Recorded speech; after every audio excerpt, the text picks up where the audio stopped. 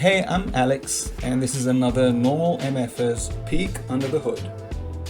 Today, I'm working on episode 8 called Game Over. I only have this short premise, not a whole script yet. So these drawings are not going to be the shot-by-shot storyboard, they're just the opportunity to explore the episode visually before we write the script. So these are called beat boards or beat thumbnails, and they represent the major actions that happen in the story. I got the idea while playing on PlayStation. I accidentally dropped the controller between rounds, and as the controller rolled off the couch and onto my foot and the floor, the buttons and sticks got pressed, so it started to report another player. And that made me laugh. What if this happened in our show? Here, by the way, I decided to start the episode with a delivery person bringing fast food to MFer's parents' home door. Even though there's plenty of food in the fridge, MFer likes to order food to the door and wait until the delivery person leaves. This is important to contrast what MFer will face later in the story. So MFer is eating while he's playing an online game, and he spills food on his keyboard. In this drawing, I really wanted to exaggerate the size of the keyboard and the food that drops on it, because it makes this mundane thing feel so much more important. It's going to change his life. It also just feels like comedies that I love, where you stick the camera right up against something small that you're not used to seeing like that. It really signals to us that we're in for something special. At the end of the round, he has to clean his keyboard, so he turns around and wipes the food off it into the trash, but when he turns back, he notices he accidentally reported a player for doing something terrible and illegal. Not just any player, a legendary champion who everyone loves. The game admins shame him for doing that. Everyone thinks MFer did it on purpose, so they start sending him hate messages and even death threats. MFer freaks out and runs. He becomes a fugitive, packs a small bag, deletes all his online IDs, and even smashes his phone. He's going to go off the grid like Jason Bourne.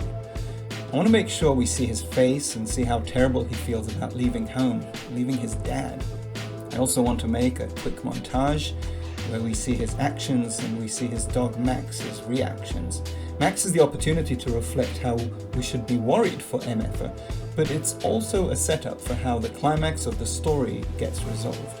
If you know Max's role in this world, you know he's reporting everything he sees to an AI tech startup that uses pets to spy on their owners and harvest data.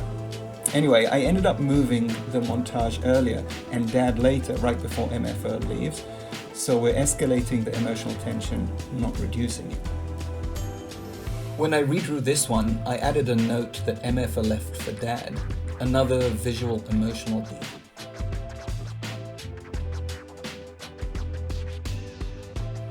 So MFer hits the road, fearing for his life, never to return.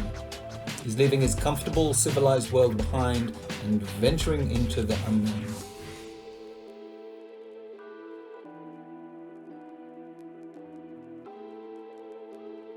He travels far north and ends up out in the country in a snow blizzard. You're probably thinking, isn't this supposed to be a comedy? I know. I'm taking a big dramatic swing here, knowing I'll have to pepper some comic relief into it, and I'll do that after the emotional spine really works and I'm hooking my audience. For now, I have to commit to the bit, as my friend Joe says.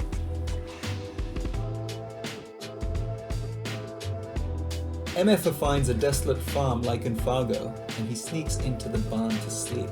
He's exhausted.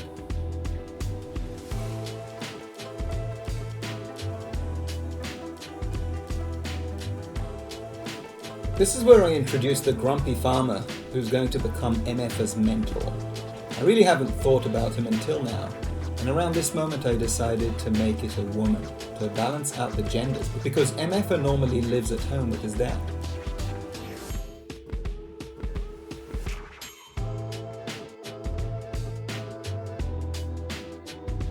I'm definitely leaning into the lighting on this one to help push the feeling of being lonely and cold and scared.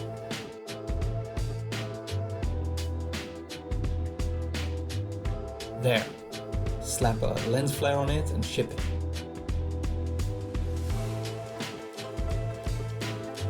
This grumpy farmer is a bit of a cliche, so I'm playing with her, giving her a dead eye, a rocking chair on a porch, and a mean dog.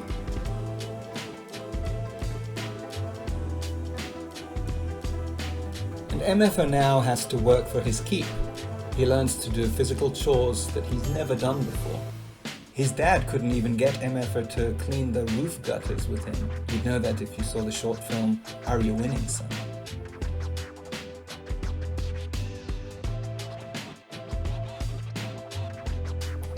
When I draw, I listen to film scores that inspired these kind of moments. The assassin tracks down MFer, and by now, MFer is a changed person.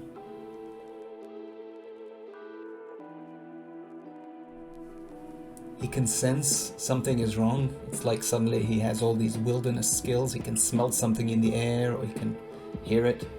He knows what's wrong. He knows they're coming for him.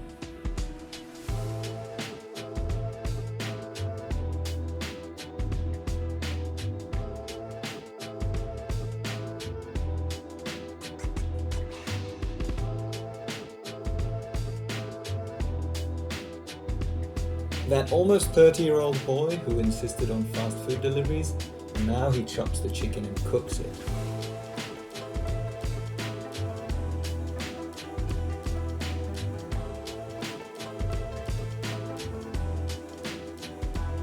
You can see I'm struggling with the kitchen here, hanging the stuff from the ceiling, the pots and pans and big utensils.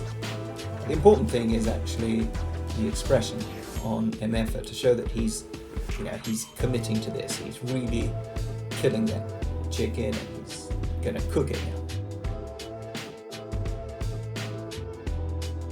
Let's make it 5 assassins so we can have more fun in the action climax. More genre tropes. The dog senses the bad guys. He also has a dead eye like his owner.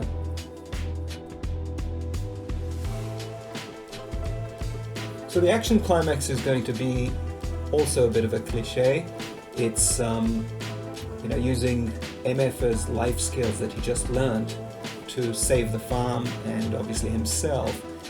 But in the climax, after killing one or most of the assassins that came to catch him, the big reversal is going to be that civilization grabs him back.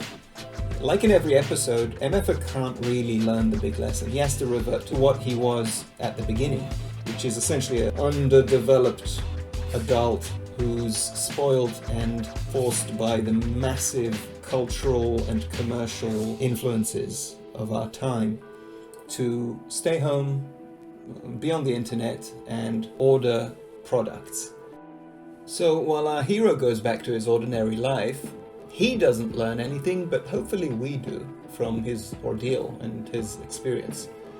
Very dramatic, hopefully also funny when it's done. Thanks for watching.